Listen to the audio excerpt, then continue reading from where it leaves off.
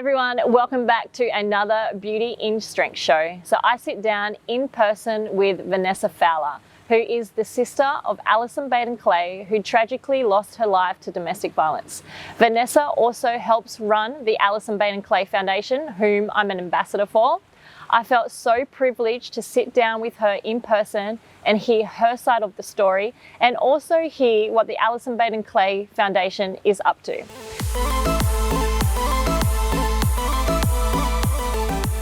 Hi Vanessa, welcome to the Beauty in Strength show. I'm so excited to have you here today. Now, you are the founder of the Allison Baden-Clay Foundation, whom I've been ambassador for I think about 3 years now, and it's been such an amazing journey, and I've seen the organisation grow from day one, and you've probably seen Beauty in Strength grow from day one as well. Now, you've experienced losing your sister to domestic violence, something that I'm massively passionate about, and I really want to get this out to our community and to the world, the impact that it has on us. Now, how did that impact you when it happened, and how does it have an impact on you in today's life? Well, obviously it was devastating to lose your sister, and of course seeing my parents and my family go through the whole process was very traumatic. I personally, I kept a lot of it inside and dealt with it internally. We did have support through counsellors, but I really felt really quite devastated for my 3 nieces who had ultimately lost their mother, but also in the end lost their father as well, who was convicted of murder. So it was a very busy time in that we were given the 3 girls to care for, and in the beginning my parents and I really didn't have the opportunity to grieve because we were so busy taking care of the 3 girls, going through all of the legal process, the family law courts, the criminal justice system, and our minds were very focused on the whole legal process and caring for the girls, that we kind of put ourselves last in that process. Of course, I had my own family, I had my own children, and I also had to care for them as well. So in the whole scheme of things, it was very chaotic. And what helped me through was the fact that I was busy. I felt that it was my obligation to assist my parents in the caring of the 3 girls. They had already raised 3 children and they were enjoying retirement. So for them, it was a very hard process to relocate from their retirement home on the Gold Coast to now becoming active pseudo-parents and the parental guardians of 3 young girls. So dealing with my 3 nieces' emotional state as well as our own was a very difficult time. I can only imagine. So how long after did you start putting yourself first? Or you may not even be doing that now. How long after do you go, okay, I realise and recognise that there's stuff going on for me. What am I going to do to start looking after myself so I can still be there for my own family as well as my nieces? Well, immediately we were advised to get my 3 nieces counselling, which we did. And it was quite some time after that my parents and I then decided that we needed somebody to talk to. We needed somebody to offload to. And so we did seek counselling. My parents still do seek counselling. I seem to think that I've gained everything that I can, and I'm going to deal with it on my own. I think part of the process for me was the fact that we started the foundation, and I think that was a healing process, and part of the healing process for me, in that I was able to assist my parents in saying, right, well, this has happened to us. let's pay it forward and help other people. And, with the community behind us, together we decided that we were going to start the foundation and actually try and make a difference and help save other women's lives. So for me, the foundation and its busyness and that focus has kept me moving forward. And it goes to show how much resilience that you've had through this process, and I can totally see how building the foundation that spreads such a larger message to the community can help heal that. I personally can relate to that as well. So you mentioned that you got support through counselling. Now, through my experience and some other women who I've spoken to that are going through a healing process, they feel sometimes that the counsellors or psychologists may not understand their situation. How was your experience going down that road? Yes, it was a difficult one because I guess I've always said that, our family's very private, and particularly I'm very private. So I don't like to share my inner thoughts.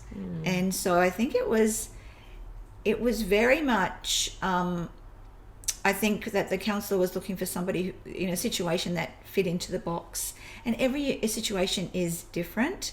And of course, with our situation, there were 3 young girls who were now without parents, and our family were supporting each other, yet there was still that misunderstanding about what I really needed, in that I was being pulled in lots of different ways. I was being pulled to help with my parents and help with the care of my 3 nieces. I was also being pulled by my own family to care for my own children. The foundation was just being established. I was kind of like the center of the wheel, and I was being pulled in lots of different situations, and I'm not sure that the psychologist really understood what I was going through and the stresses and the strains of everyday life that I was dealing with. So that's why I think, as I said before, I kind of withdrew from that, business-like one-on-one kind of conversation, and felt that I was going to handle it on my own, because I didn't really think that they understood what I was telling them and what I really wanted from them. So how do you then handle that on your own? Like, obviously in your mind you're talking to yourself, Yes. and you're giving yourself cues and thoughts and little phrases that you're doing. Was there anything practically that you had to apply to your daily life that helped you through that, because you were getting through it on your own? I was. I think that there's a lot of self-talk. Yes. As you said, there's a lot of self-talk and a lot going through your mind. I think it was, for me, I needed a place to go and just be away from everyone. And I think that the fact that we had the memorial at the bridge where Allison was found was a place where I could go and talk to her. And I think that was really comforting for me. Sure. To be able to go there and know that that was the last place that she was. We found her there, and that I felt close to her, so I was able to talk with her there. So that's, for me, is a place of solace, Yeah, I guess. sure. And is that something you still do today? Yeah. Wow, Yes. that's beautiful. Yeah.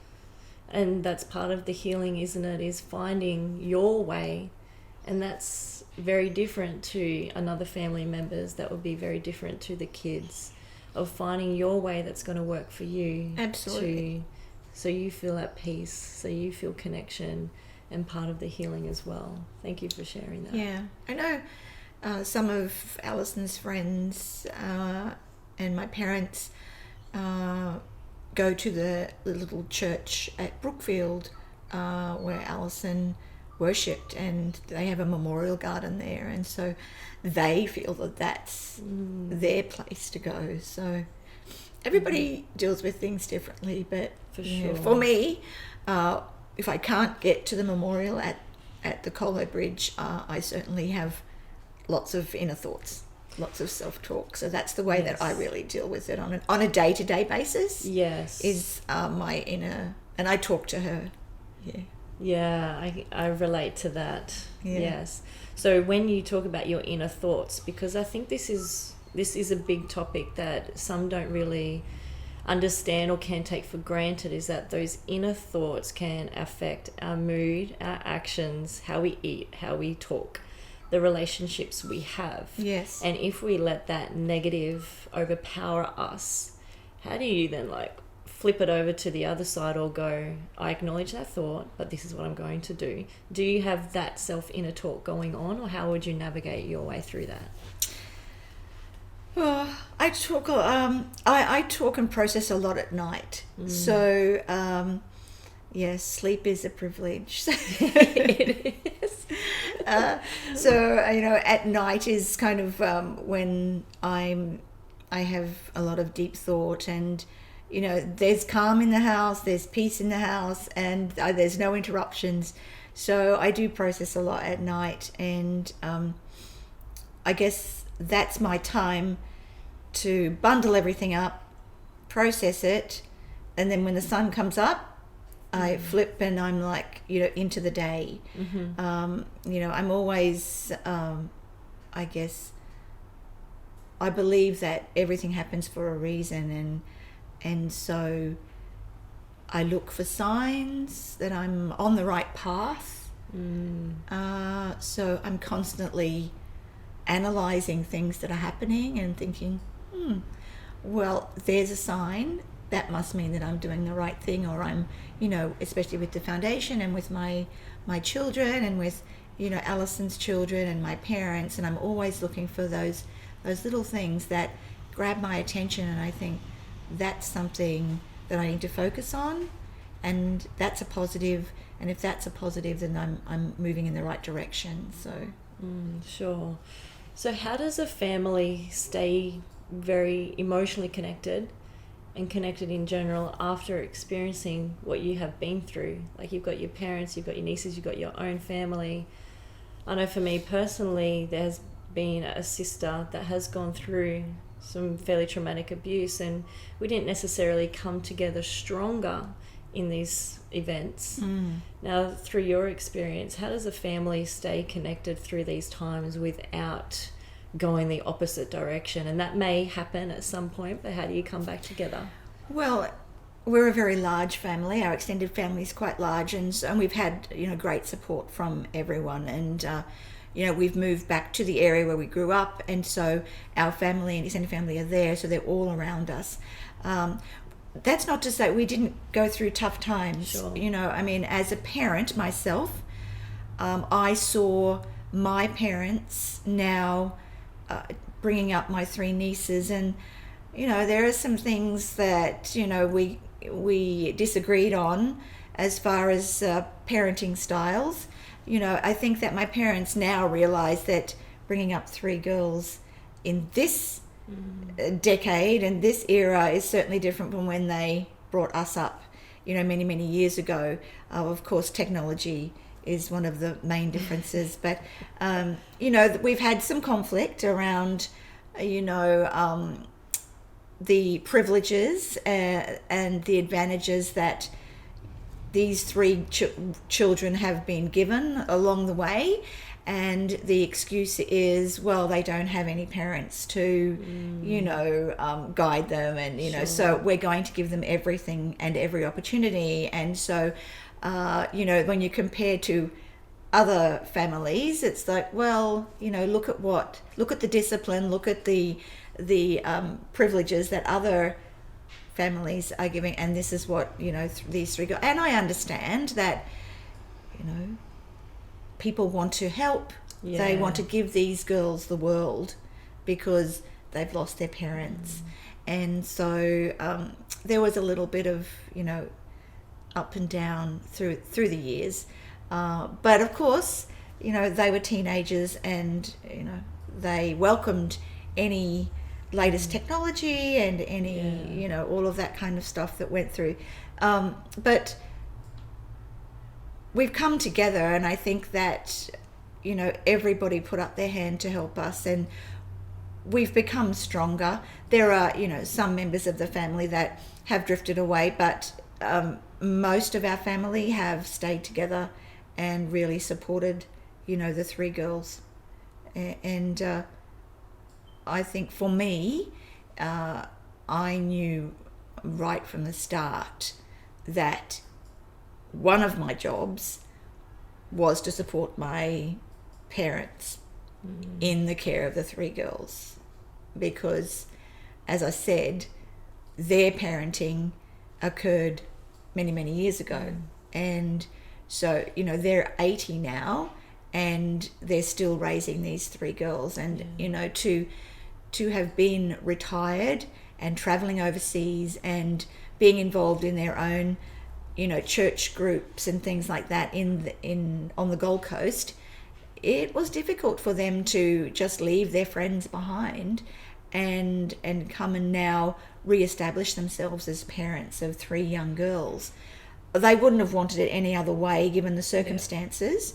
And they did it because of their love for Allison and their love for the three girls, and they continue to do that today. But it's been very difficult, but I know that myself and other members of our family have not wavered in our support, and that's our resolve, is to support my parents through this very difficult time.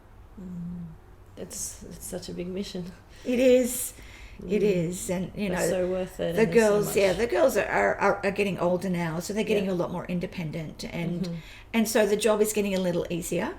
Although the stresses now turn from, all of the schooling issues to driving and new relationships and then so now we have a new focus. And that's a good way of putting it. It's just a new focus at this phase. A new challenge. A good way to just put it over the top. Yes. So how important do you think it is for men and women, children, young adolescents and adults to become aware of the signs of domestic and family violence and abuse in general?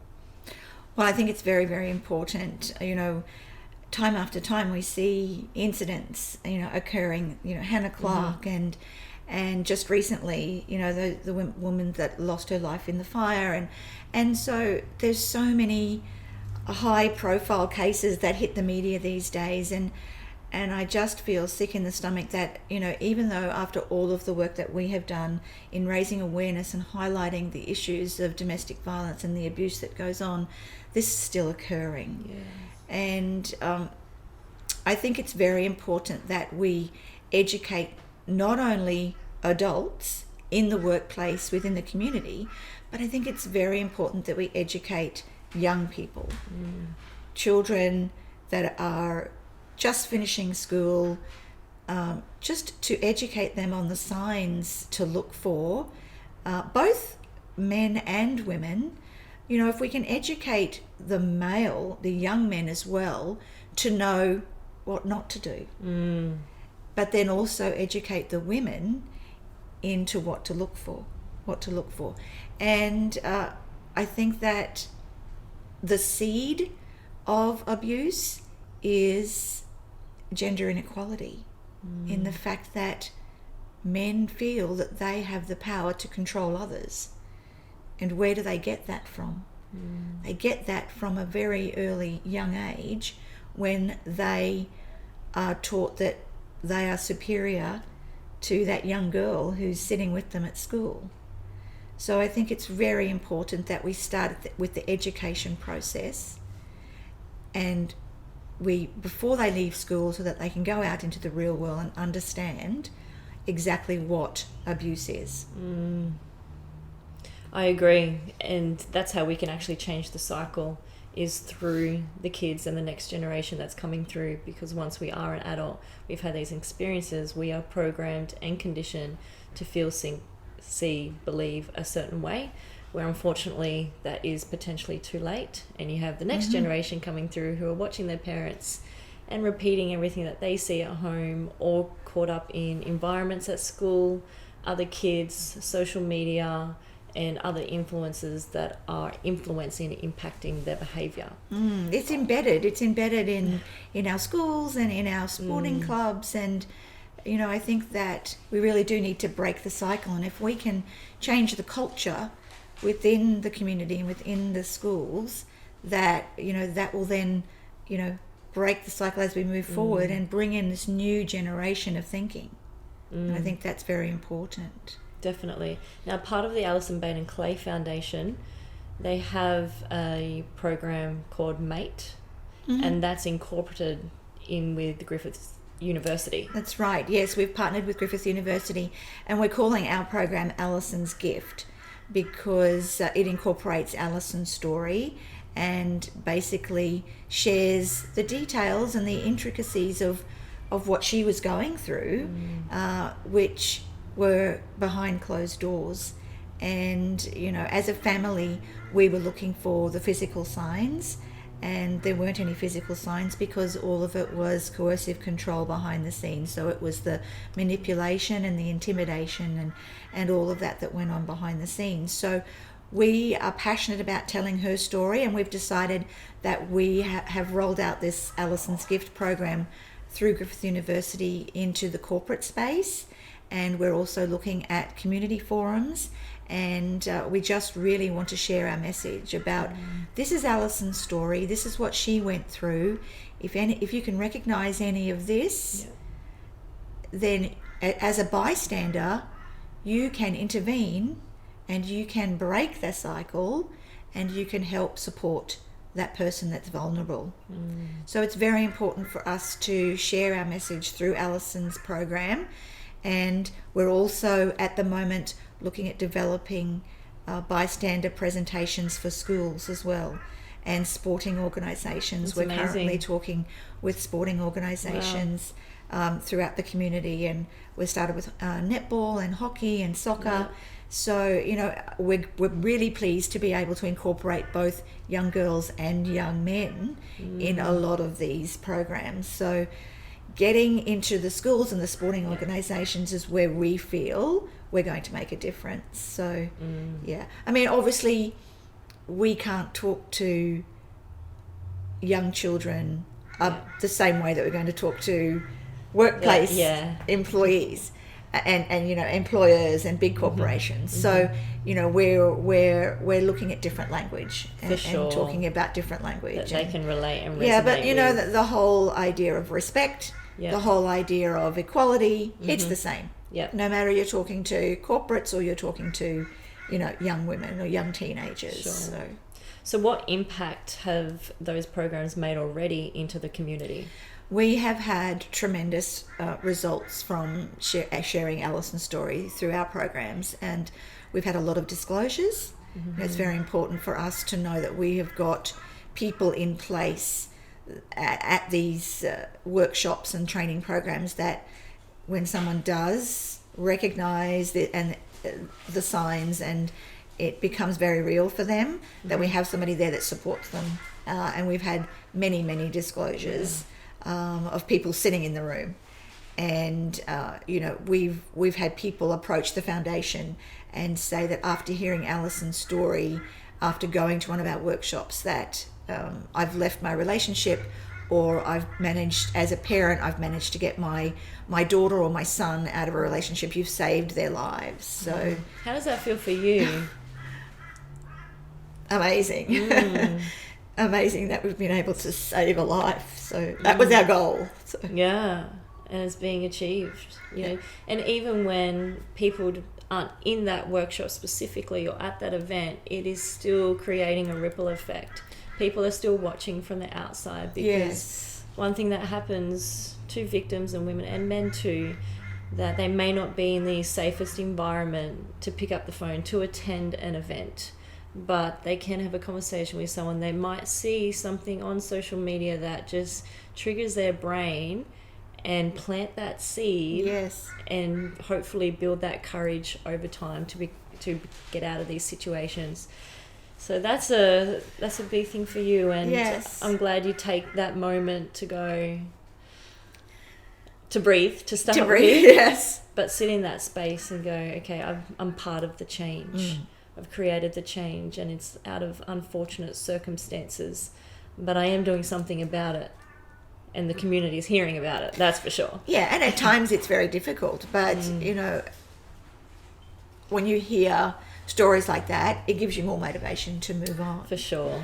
So we just have to continue our work, and as a foundation, I represent many board members, but we're being asked now to be on a lot of national advisory panels and government working groups, and it's particularly with I'm currently on the respectful relationships education advisory panel, and we're looking at embedding gender equality and working on the gendered drivers and all of those kinds of things, and actually adding that to the respectful relationships program that's in schools already.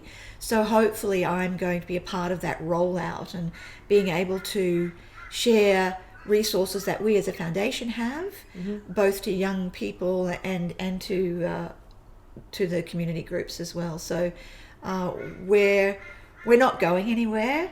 Our foundation is very much established within society, and I think that people feel comfortable, and those that follow us are comfortable with what we're doing, and definitely are applauding the difference that we're making.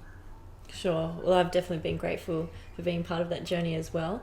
Now, every year the foundation has hosted a Strive to Be Kind lunch. Can you tell us about that? Well, the Strive to Be Kind lunch started in 2012, actually, the year that Allison passed away. It was started by a couple of her closest friends because they wanted to share with the community Allison's generosity and her kindness, and just celebrate her life because she was such a generous person. And so we've continued at that Strive to Be Kind lunch each year now. It's held on the last Friday of July. We chose July because it was Allison's birth month, and we chose yellow for the foundation because yellow was one of her favourite colours. It's a very bright colour, and it's the colour of friendship. So we felt that yellow was appropriate as our colour to represent the foundation. So throughout the month of July, we have our campaigns running, and we have Strive to Be Kind campaign, and we always launch a new media campaign during July, and trying to get businesses and schools and community groups involved. And the culmination is our Strive to Be Kind lunch, where we have all of our ambassadors and representatives from the government, our patron Quentin Bryce and Anastasia Palaszczuk, the Premier. So we have a lot of our dignitaries on board, and it's really our annual fundraiser where we celebrate Allison's life, we celebrate the work that the foundation is doing. We love to have speakers come in and share their stories, and we thank you for being one of those in the past and sharing your story. So we're looking forward to this year's Strive to Be Kind lunch, which is going to be held at the Carlisle in Fortitude Valley. So we're very excited to be able to come back again after such a long time. And we weren't able to last year. Yes, and we're looking forward to everybody wearing a splash of yellow to celebrate Allison and to celebrate kindness, because we really want everybody to pay it forward and share a random act of kindness throughout the month of July, and that's what it's all about. So we're hoping that this year will be bigger and better than ever. I'm sure it will be, yeah. Any event after last year, everyone's coming back stronger than ever, and such a great cause. I'll definitely be involved in that one. So what would be your advice or recommendations to women and men too, because they do go through these situations as well, that are currently in abusive relationships or experiencing abuse, that are struggling to get out of it, they're navigating their way, they understand some signs? What would be your advice to them? Well, I think the first step is to overcome your fear. I think a lot of people don't speak out because they don't have the courage to do so. Not only victims, but also bystanders. As a bystander, it's very difficult to overcome your fear to actually approach somebody that you think may be going through something. So as a victim, if you're recognizing the signs and you think something's just not right, I would encourage you to speak to a friend or speak to a professional. There are a lot of amazing agencies out there that can assist with support. And I think a lot of victims think that if I call 1-800-RESPECT or I call the Women's Helpline, that there's going to be sirens blazing and they'll arrive at my house and they'll pick us up, scoop us out, take the children, and there'll be a big fuss, and it only make things worse. But that's not the case. If you make that phone call, if you approach one of these agencies, if you can, they're only there to guide you and support you and to help you, and they can develop a plan to help you leave the relationship if that's what you think is best. And so they're not going to take the control from you. They're going to leave the control with you, and you will be the one that will guide them and how they support you. So even as a bystander, you can call one of these agencies and ask for help. If you suspect that something's going on with a friend or a work colleague, they're there to give you advice. They're there to give you that guidance and support. So I think that the first piece of advice is really take stock of your position and gain that courage to speak out, because all I can say to them is you will be believed. It's important for everyone to understand that they will be believed, and we all need to know that we must believe. We must believe what these people are telling us.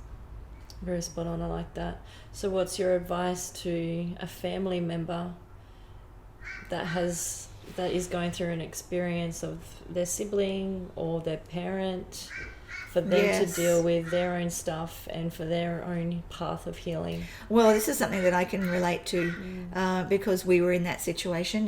My parents and we were the bystanders, and I think that's why we're so passionate about empowering other bystanders at the moment. It's just, we did suspect that there was something wrong, and we did ask the question, on several occasions, and we always said to Allison, if there's something wrong, you make sure you pick up those girls and you come, and you've got a place to come, we will support you. She never did that, and she always said to us, everything's fine, I can manage. I think that she was very strong. She was very determined to make her marriage work. She was very much a proud person. She longed to have a marriage like my parents' marriage. They've been married 60 years next year. She knew that her marriage compared to their marriage, there was certainly a lot of differences. And so I think that through her determination and her courage, she decided that she was going to make it work. We asked the questions. We always got, everything's okay, or if I tell you this, don't tell him that I've told you. We just didn't push that little bit further. And of course, my parents are old school and brought up with the mindset that, well, it's their marriage, you don't interfere with their personal relationship. What goes on behind closed doors is not our business. So we need to mind our own business. But my message to other bystanders now is that you need to make it your business. That you do need to step in and not confront the perpetrator, but you need to reach out and support that person that you think may be at risk. Sister, friend, whoever it is, definitely make it your business, because we did not make it our business to the point where we were able to step in. That's really and important. Then now we see the ultimate consequence. So we now have to live with that for the rest of our lives. Yeah, I can see that, and that's a whole other layer of acceptance and working through as well. Yes. So even for your parents, I'm sure there's a lot there for them.